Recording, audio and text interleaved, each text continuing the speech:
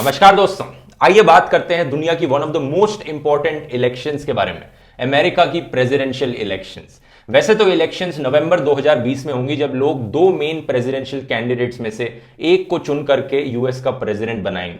लेकिन इस दौरान यूएसए में एक और इलेक्शंस हो रही हैं जो इससे भी ज्यादा इंटरेस्टिंग है। प्रेसिडेंशियल कैंडिडेट्स को चूज करने की इलेक्शंस, ये पॉलिटिकल पार्टीज के अंदर होती हैं। इंटरेस्टिंग इसलिए है क्योंकि इंडियन पॉलिटिकल पार्टीज इससे बहुत कुछ सीख सकती हैं। आइए देखते हैं। आप में से जिन लोगों ने प्राइमरीज के बारे में पहले नहीं सुना है, उन्हें सुनकर बड़ी हैरानी होगी है, क्योंकि बेसिकली ये ऐसी इलेक्शंस हैं जहां पर आम जनता वोट करती है पार्टी के अंदर के कैंडिडेट को डिसाइड करने के लिए कि कौन प्रेसिडेंशियल कैंडिडेट बनेगा जो पार्टी को रिप्रेजेंट करेगा। इंडिया से कंपेयर करूं तो ये बेसिकली ऐसा हो गया कि इंडिया में आम जनता वोट करके डिसाइड कर रही है कि राहुल गांधी को कांग्रेस का प्रेसिडेंट बनना चाहिए या नहीं बनना चाहिए, कि राहुल गांधी को पीएम का फेस बनना चाहिए कांग्रेस की तरफ से या नहीं बनना चाहिए। आम जनता वोट करके डिसाइड करेगी क्या नरेंद्र मोदी को बीजेपी की तरफ से पीएम का फेस बनना चाहिए, किसी और को बनना चाहिए। उसके लिए भी इलेक्शंस हो रही हैं यहां पे, और इसे कहा जाता है दोस्तों प्राइमरीज। यूएसए में इलेक्शंस फरवरी में शुरू हुई थी और जुलाई अगस्त तक चलेंगी, काफी लंबे समय तक चलती हैं। मैं आपको समझाऊंगा कि ये किस तरह से काम करती हैं, क्या इसके फायदे हैं, क्या नुकसान है, और क्या इंडिया में इस चीज को इंप्लीमेंट किया जा सकता है। सुनने में सिस्टम काफी आसान लगता है, लेकिन एक्चुअली में यूएस प्राइमरी इलेक्शंस का जो प्रोसेस है ये बहुत ही कॉम्प्लिकेटेड और कॉन्ट्रोवर्शियल है। कब ये इलेक्शंस कराई जाती हैं, कौन इन इलेक्शंस में वोट कर सकता है, किस तरह से कंडक्ट कराई जाती हैं, इस चीज को लेकर हर यूएस स्टेट में, टोटल में 50 स्टेट्स हैं यूएसए में, हर स्टेट का अपना अलग रूल है। ऊपर से अलग अलग पॉलिटिकल पार्टीज के अपने अलग अलग रूल्स हैं। एक डेमोक्रेटिक पार्टी हो गई, एक रिपब्लिकन पार्टी हो गई, अलग अलग रूल्स बना रखे हैं इन्होंने। लेकिन मैं इस वीडियो में जनरलाइज्ड रूल्स की बात करूंगा जो नॉर्मली आमतौर पर प्राइमरी इलेक्शंस में देखने को मिलते हैं। पहली चीज तो यह है कि लोग डायरेक्टली अपने पसंदीदा कैंडिडेट को वोट नहीं करते, बल्कि वो एक ऐसे इंसान के लिए, पार्टी मेंबर के लिए वोट करते हैं जिसे कहा जाता है डेलीगेट। लोग अपना वोट डेलीगेट को डालते हैं और डेलीगेट प्लेज करता है कि मैं आपके पसंदीदा कैंडिडेट को वोट डालूंगा। तो डेलीगेट्स अपनी प्लेजेस पहले बताकर रखते हैं कि आप मुझे वोट करो और मैं आपके पसंदीदा कैंडिडेट को वोट करूंगा। डेमोक्रेटिक पार्टी का एग्जांपल लेके बताऊं तो टोटल में 3979 डेलीगेट्स हैं पूरे यूएसए में जिनके लिए आप वोट करते हैं, और किसी भी कैंडिडेट को प्रेसिडेंशियल कैंडिडेट बनने के लिए हाफ से ज्यादा मेजोरिटी मार्क पास करना होता है डेलीगेट्स में, यानी 1991 डेलीगेट से ज्यादा चाहिए होते हैं। तो स्टेट बाय स्टेट इलेक्शन होती है, महीने लग जाते हैं इसमें, एक एक स्टेट करके इलेक्शन होती है जहां पे आप डेलीगेट्स के लिए वोट करते हैं, और एंड में सारे डेलीगेट्स आकर प्रेसिडेंशियल कैंडिडेट के लिए वोट करते हैं। और ये मीटिंग जहां पर सारे डेलीगेट्स मिलते हैं इसे कहा जाता है नेशनल कन्वेंशन। डेमोक्रेटिक पार्टी के लिए नेशनल कन्वेंशन होगा जुलाई 13 से जुलाई 16 में। एग्जाम्पल के तौर पे अगर मैं आपको करंट स्टेटस बताऊं क्या चलने लग रहा है इन प्राइमरी इलेक्शंस का, तो डेमोक्रेटिक पार्टी के अंदर जो बाइडेन कैंडिडेट हैं वो नंबर 1 पे चल रहे हैं। अभी तक 670 डेलीगेट्स जीत चुके हैं। सेकंड नंबर पर है बर्नी सैंडर्स जो 574 डेलीगेट्स जीत चुके हैं। थर्ड पर है एलिजाबेथ वॉरेन जो 69 डेलीगेट्स जीत चुकी हैं। अब सेकंड और थर्ड के बीच में डिफरेंस इतना बड़ा हो गया है कि रियलिस्टिकली चांस नहीं है एलिजाबेथ वॉरेन का प्रेसिडेंशियल कैंडिडेट बनने का। तो अगला प्रेसिडेंशियल कैंडिडेट डेमोक्रेटिक पार्टी की तरफ से या तो जो बाइडेन होंगे या बर्नी सैंडर्स होंगे। दूसरी तरफ रिपब्लिकन पार्टी में डोनाल्ड ट्रंप का कोई कंपटीशन नहीं है, बुरी तरह से मेजॉरिटी डोनाल्ड ट्रंप के पास है। 833 डेलीगेट से ऑलरेडी जीत चुके हैं, और सेकंड नंबर वाला बिल वेल्ड है, एक इंसान जो सिर्फ एक डेलीगेट जीता है अभी तक। तो बेसिकली इस करंट स्टेटस को देखकर हम ये कह सकते हैं कि अगला यूएस प्रेसिडेंट जो बनेगा वो इन तीनों में से ही कोई एक होगा, जो बाइडेन, बर्नी सैंडर्स या डोनाल्ड ट्रंप। आमतौर पर कोई इलेक्शंस होती हैं तो इनमें 18 साल से ऊपर का कोई भी इंसान वोट कर सकता है, लेकिन क्योंकि ये प्राइमरी इलेक्शंस बेसिकली एक ऐसी इलेक्शन है जो पार्टी के अंदर की इलेक्शन हो रही है, तो सेंस नहीं बनता कि इसमें हर किसी को अलाउ करो। इसलिए कुछ स्टेट्स ने क्या किया है कि सिर्फ रजिस्टर्ड पार्टी मेंबर्स, अगर आप इन इलेक्शंस में वोट करना चाहते हैं तो आप अपने आप को रजिस्टर कराइए कि मैं इस पार्टी का मेंबर हूं, और आप उसी पार्टी की प्राइमरी इलेक्शंस में वोट डाल सकते हैं। ऐसी इलेक्शंस को कहा जाता है क्लोज्ड प्राइमरी इलेक्शंस। लेकिन कुछ यूएस की स्टेट्स में ओपन रखा जाता है कि अगर आप इंडिपेंडेंट हैं, किसी पार्टी के साथ रजिस्टर्ड नहीं है, तो भी आप प्राइमरी इलेक्शंस में आकर वोट डाल सकते हैं। इन्हें कहा जाता है सेमी क्लोज्ड प्राइमरी इलेक्शंस।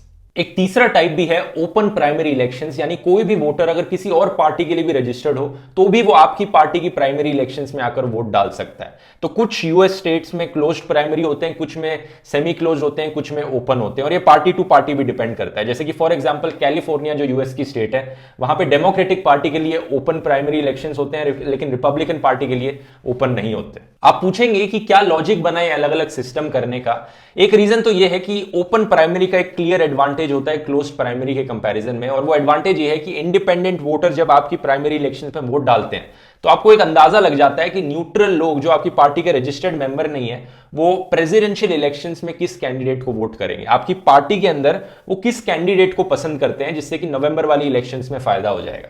लेकिन फिर आप पूछेंगे कि हर स्टेट ओपन प्राइमरी क्यों नहीं करा देती? इसके पीछे रीजन ये है दोस्तों कि यूएस में हर स्टेट को अपनी मर्जी दी हुई है। यूएस की स्टेट्स में स्टेट्स को काफी पावर दी गई है। इंडिया के कंपैरिजन में इंडियन स्टेट्स के पास इतनी पावर नहीं है कि अलग अलग रूल्स बना पाए हर चीज में। अब जो इलेक्शन कंडक्ट कराने का सिस्टम है वो भी डिफरेंट है डिफरेंट यूएस स्टेट्स में। मेनली दो तरीके हैं ये इलेक्शन कंडक्ट कराने के, एक है प्राइमरी और एक है कॉकस।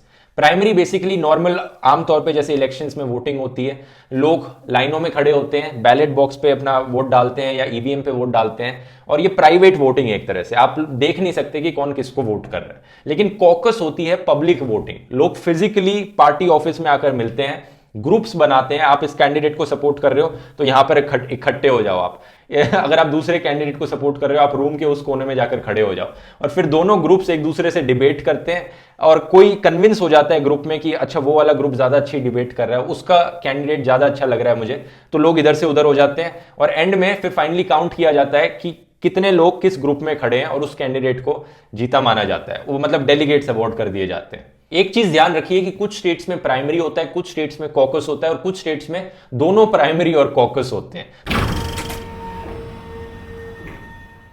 कितनी वोटिंग परसेंटेज पे कितने डेलीगेट्स दिए जाते हैं ये सिस्टम भी अलग है हर यूएस स्टेट में। कई स्टेट्स में ऐसा है कि प्रोपोर्शनल रिप्रेजेंटेशन है, जितनी परसेंटेज वोट मिला उसके प्रोपोर्शन में आपको डेलीगेट्स दिए जाएंगे एक कैंडिडेट को। कई स्टेट्स में ऐसा है कि विनर टेक्स ऑल, आपने मेजॉरिटी मार्क क्रॉस कर लिया तो सारे डेलीगेट्स आपको मिल जाएंगे। जैसे कि फॉर एग्जांपल कैलिफोर्निया स्टेट को देखिए, डेमोक्रेटिक पार्टी के लिए बर्नी सैंडर्स वहां पर जीते 34% वोट शेयर के साथ, और जो बाइडेन सेकंड नंबर पे आए 27 वोट शेयर के साथ। तो डेलीगेट्स बर्नी सैंडर्स को मिले 186, जो बाइडेन को मिले 150।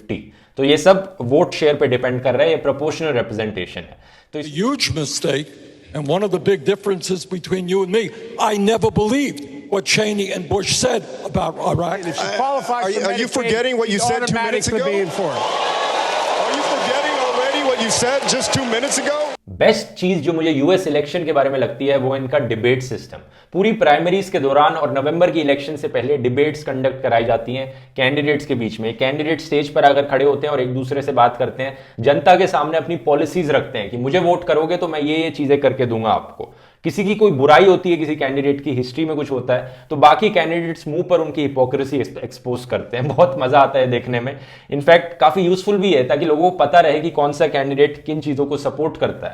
I will release my tax returns against my lawyer's wishes when she releases her 33,000 emails that have been deleted. As soon as she releases them, I will release my tax returns. India में तो ना राहुल गांधी ना नरेंद्र मोदी हिम्मत जुटा पाए हैं एक दूसरे से डिबेट करने की। वैसे डिबेट तो छोड़ो, हमारे प्रधानमंत्री तो अनस्क्रिप्टेड इंटरव्यूज देने तक से डरते हैं, डिबेट कहां करेंगे वो। इस पूरे सिस्टम में एक और कॉम्प्लेक्सिटी है। कुछ परसेंट डेलीगेट्स लोग नहीं चुनते बल्कि पार्टी के लीडर्स चुनते हैं। इन डेलीगेट्स को कहा जाता है सुपर डेलीगेट्स। ये आमतौर पे वाइस चेयरमैन होते हैं, गवर्नर्स होते हैं, पुराने सेनेटर्स होते हैं, कांग्रेस लीडर्स होते हैं, या फिर काफी पॉपुलर पार्टी लीडर्स होते हैं। डेमोक्रेटिक पार्टी में 15% डेलीगेट्स सुपर डेलीगेट्स हैं और रिपब्लिकन पार्टी में 7% डेलीगेट्स सुपर डेलीगेट्स हैं। तो लोग कितना भी अपना वोट करके एंड तक पहुंचा लें, तो कई बार एंड में ऐसा होता है कि अगर दो कैंडिडेट्स बहुत पास पास हैं एक दूसरे के और डेलीगेट्स में, तो ये सुपर डेलीगेट्स वोट करके डिसाइड करते हैं कि कौन प्रेसिडेंशियल कैंडिडेट बनेगा हमारी पार्टी की तरफ से। ये काफी अनफेयर सिस्टम है एक मायने में अगर देखें तो। इतना लंबा प्रोसेस आप कंडक्ट करा रहे हो, लोगों को वोट करवा रहे हो महीनों तक, और उसके बाद पूरा वोट अगर सुपर डेलीगेट्स ही डिसाइड करेंगे कि एंड में कौन बनेगा पार्टी की तरफ से नॉमिनी, तो क्या फायदा वो ये सब कंडक्ट कराने का। तो इसलिए बहुत लोग इसे क्रिटिसाइज करते हैं। इनफैक्ट डोनाल्ड ट्रंप भी इसे क्रिटिसाइज करते हैं और कहते हैं कि पूरा प्राइमरीज का जो सिस्टम है ये रिग्ड है। And remember this, it's a rigged election. It's a crazy world we're living in. But that's what I mean. It's a rigged election. लेकिन इंटरेस्टिंग चीज यह है कि कोई इस सिस्टम को बदलता नहीं है। जब आपका पसंदीदा कैंडिडेट जीत जाता है तो सब लोग भूल जाते हैं कि सिस्टम इतना खराब है, ये ऐसे है। डोनाल्ड ट्रंप ने तो ये चीज बड़ी बेशर्मी से ओपनली कह दी थी कि अब मैं जीत गया हूं तो अब मुझे इस खराब सिस्टम को चेंज करने की जरूरत नहीं है। You've been hearing me say it's a rigged system, but now I don't say it anymore because I won. Okay, it's true. Now I don't care. I don't care. जो main candidates इस बारी democratic party की primary elections में race में थे, आइए देखते हैं उनकी अलग अलग इश्यूज पे क्या राय है और किस एजेंडे पे वो इलेक्शन लड़ रहे थे। I stand with Barack Obama all 8 years, good, bad, and indifferent. That's where I stand. पहले हैं जो बाइडेन, जो कि वाइस प्रेसिडेंट थे जब ओबामा प्रेसिडेंट हुआ करते थे। हालांकि ये ओबामा के राइट हैंड मैन थे, लेकिन ओबामा कभी नहीं चाहते थे कि जो बाइडेन खुद से प्रेसिडेंट रेस के लिए लड़े। यहाँ पर इनकी मेन प्रोमिसेस हैं कि ये 2 साल कॉलेज को ट्यूशन फ्री कराना चाहते हैं, ये डिफेंस में स्पेंडिंग को बढ़ाना चाहते हैं, मिनिमम वेज को बढ़ाकर $15 पर आवर करना चाहते हैं और कार्बन एमिशंस पर ये टैक्स लगाना चाहते हैं। ज्यादातर प्रोमिसेस जो बाइडेन ने करी हैं ये कॉमन है, बाकी और डेमोक्रेटिक पार्टी के कैंडिडेट्स में भी देखने को मिलती हैं। इसी रीजन से जो बाइडेन को कहा जाता है एक मॉडरेट कैंडिडेट। ऐसे पर्सपेक्टिव से देखा जाता है कि जो इनके आइडियाज हैं और जो ये पॉलिसी चेंज लाना चाहते हैं वो कोई एक्सट्रीम चेंज नहीं है, वो सिस्टम को ज्यादा चेंज नहीं करना चाहते। Basically Healthcare is a human right, not a privilege. We are prepared to tell the fossil fuel industry that their short-term profits are not more important than the future of our planet. दूसरे हैं Bernie Sanders. इनको एक progressive candidate की तरह देखा जाता है क्योंकि एग्जिस्टिंग सिस्टम में एक बहुत बड़ा चेंज लाना चाहते हैं। इनके खुद के शब्दों में ये एक पॉलिटिकल रेवोल्यूशन लाना चाहते हैं, स्पेशली एजुकेशन, हेल्थ केयर और एनवायरनमेंट की फील्ड में। इनके हिसाब से जो एग्जिस्टिंग सिस्टम है वो बहुत खराब है और उसमें बहुत बड़ा चेंज लाने की जरूरत है। जैसे कि एजुकेशन की फील्ड में कॉलेजेस को ट्यूशन फ्री बनाना चाहते हैं और स्टूडेंट डेट को खत्म करना चाहते हैं। एक बहुत बड़ी प्रॉब्लम है जो अमेरिका में देखने को मिलती है कि वहां पर कॉलेजेस और यूनिवर्सिटीज बहुत एक्सपेंसिव हैं। हेल्थ केयर एस्पेक्ट में ये मेडिकेयर फॉर ऑल लाना चाहते हैं, बेसिकली इंश्योरेंस कवरेज जो पूरे देश में अवेलेबल हो। इनकी फॉरेन पॉलिसी जो बाइडेन की बिल्कुल ऑपोजिट है। ये डिफेंस बजट को कम करना चाहते हैं। ये नहीं चाहते बाकी कंट्रीज में यूएसए इंटरफेयर करे, तो बाकी कंट्रीज में जो ट्रूप्स हैं यूएसए के उन्हें वापस बुलाना चाहते हैं। इंटरफेयर नहीं करना चाहते बाकी कंट्रीज के मैटर में। So I have made clear what my principles are here, and that is costs will go up for the wealthy and for big corporations, and for hardworking middle-class families, costs will go down. Elizabeth Warren एक और progressive candidate हैं। इनके और Bernie Sanders के ideas एक दूसरे से बहुत सिमिलर हैं। दोनों बेसिकली सिमिलर पॉलिसीज को इंप्लीमेंट करना चाहते हैं, लेकिन अनफॉर्चुनेटली एलिजाबेथ अब रेस में नहीं रही क्योंकि इनके डेलीगेट्स काफी पीछे चले गए और ये ड्रॉप आउट कर गए। And I would argue that I am the candidate that can do exactly both of those things. I'm a New Yorker. I know how to take on an arrogant con man like Donald Trump that comes from New York. Michael Bloomberg एक बहुत interesting candidate हैं जो race में लड़े थे। ये CEO हैं Bloomberg company के।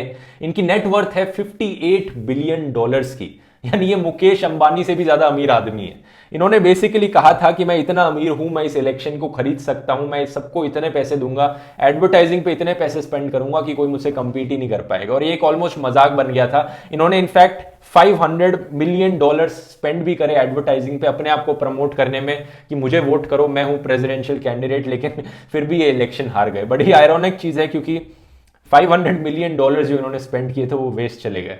Instead of GDP, we should be measuring childhood education rates, average income, mental health and freedom from substance abuse, environmental sustainability, the proportion of our elderly who can retire in quality circumstances. If we change the measurements, we can change everything. और finally Andrew यांग एक और बहुत interesting candidate जो लड़े थे 2 बहुत unique issues पर। पहला था यूनिवर्सल बेसिक इनकम, एक बहुत इंटरेस्टिंग कॉन्सेप्ट जिसके बारे में मैं कभी फ्यूचर में वीडियो बनाऊंगा, आपको एक्सप्लेन करूंगा, पूरा अपना वीडियो बन सकता है इस पे। और दूसरा था डेटा प्राइवेसी। ये चाहते थे कि डेटा को एक प्रॉपर्टी राइट डिक्लेयर कर दिया जाए, क्योंकि आज के दिन क्या होता है कि बहुत सारी सोशल मीडिया कंपनीज, बहुत सारी एडवर्टाइजिंग कंपनीज हमारे डेटा का इस्तेमाल करती हैं खुद प्रॉफिट कमाने के लिए हमसे बिना पूछे। एंड्रयू यांग की डिमांड थी, पॉलिसी एक लाना चाहते थे कि डेटा को एक प्रॉपर्टी राइट डिक्लेयर कर दिया जाए कि हमारी मर्जी हो किस कंपनी को डेटा मिले, अगर किसी को मिला है तो हमारी मर्जी हो वो डेटा रिमूव कर सकें। मिलते हैं अगले वीडियो में फिर। बहुत बहुत धन्यवाद।